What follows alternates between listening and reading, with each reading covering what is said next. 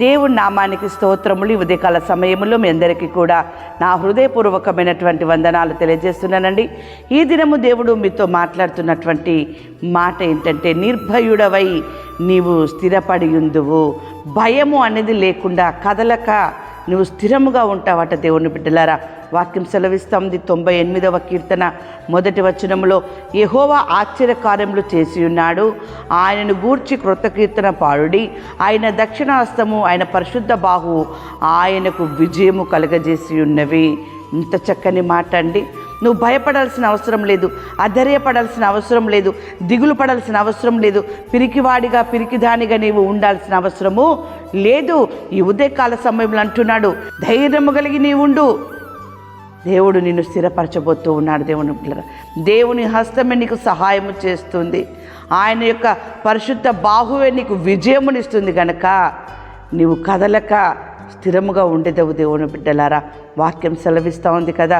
యెషయా గ్రంథము 40వ అధ్యాయము 29వ వచనములో, సొమ్మసిలిన వారికి బలమిచ్చువాడు ఆయన, శక్తిహీనులకు బలాభివృద్ధి కలుగజేయవాడు ఆయనే. దేని విషయంలో నువ్వు సొమ్మసిలి ఉన్నావో, దేని విషయంలో నీవు శక్తిహీనులుగా అయిపోయినావో, దేవుని బిడ్డలారా, దేవుడు నీకు బలాభివృద్ధిని కలగజేస్తూ ఉన్నాడు.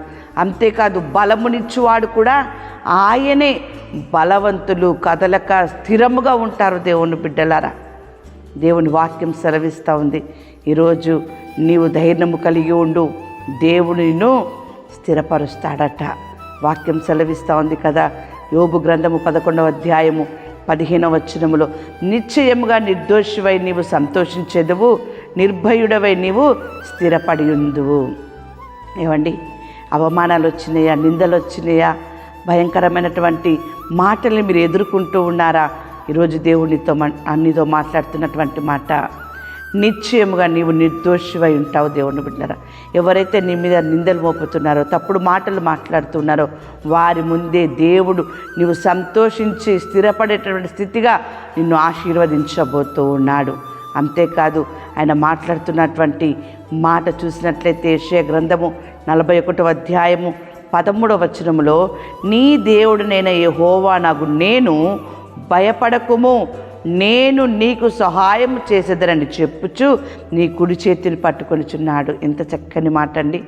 దేవుడు నీకు సహాయం చేయడానికి ఆయన నీ కుడి చేతిని పట్టుకుంటూ ఉన్నాడు. నువ్వెందుకు భయపడుతున్నావు? నువ్వెందుకు దిగులు పడుతున్నావు? నువ్వెందుకు బలహీనుడుగా నువ్వెందుకు అయిపోతూ ఉన్నావు? దేవుడు అంటున్నాడు అక్కడ, నువ్వు భయపడకు. నిందలు వచ్చినా, అవమానం వచ్చినా, కష్టం వచ్చినా, శ్రమ వచ్చినా, అపాయములు వచ్చినప్పటికీ కూడా నువ్వు బలహీనుడు అయిపోయినావా, శక్తిహీనుడిగా అయిపోయినావా, సొమ్మసిల్లినటువంటి స్థితిలో నీవు ఉన్నావా? ఏమైనప్పటికీ నువ్వు భయపడకు, నేను నీకు తోడుగా ఉన్నానంటూ ఉన్నాడు ఆయన. నేను నీ చేయి పట్టుకొని ఉన్నాను అని చెప్పేసి మాట్లాడుతూ ఉన్నాడు. దేవుని బిడ్డలారా, అంతేకాదు, ఆయన నీకు సహాయం చేస్తాడట. నేను ఒక్కదాన్నే ఉన్నాను, ఒక్కడినే ఉన్నాను, నా తరపు మాట్లాడేవారు ఎవరూ లేరు, నేను ఒంటరిగా సొమ్మసిల్లిపోయి ఉన్నాను అని నువ్వు అనుకుంటున్నావు కావచ్చు. కానీ మనుషులందరికంటే నీ దేవుడు గొప్పవాడు. ఆయన నీ పక్షంలో ఉన్నాడు, ఆయన నీకు సహాయం చేస్తాడట, ఆయన నీకు తోడుగా ఉన్నాడట. ఇంత మించి ఇంకా ఏం కావాలమ్మా మీకు? దేవుడు నీతో మాట్లాడుతున్నాడు. నువ్వు భయపడకు, నిర్భయుడవై దేవుని బిడ్డలు నువ్వు ఉన్నప్పుడు దేవుడు నిన్ను, నీ కుటుంబాన్ని స్థిరపరుస్తూ ఉన్నాడు.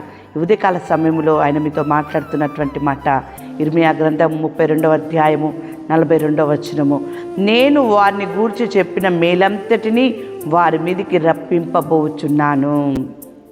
నీ జీవితంలో ఏ మేలు జరగాలో, నీ కుటుంబంలో ఏ మేలు జరగాలో, మీ భర్త విషయంలో, మీ పిల్లల విషయంలో ఏ మేలు జరగాలో, ఆ మేలు అంతటి కూడా దేవుడు మీ పైన, మీ కుటుంబం పైన ఉంచుతాను అని చెప్పేసి, ఆ మేలును నేను మీకు చేస్తాను అని చెప్పేసి ఆయన మీకు మాట ఇస్తున్నాడు. మాట ఇచ్చే దేవుడు నెరవేర్చేవాడు కనుక మీరు భయపడకుండా ధైర్యంగా ఉన్నట్లయితే దేవుడు చెప్పిన ఈ మాటల్ని మీ పట్ల, మీ కుటుంబం పట్ల నెరవేర్చునుగాక.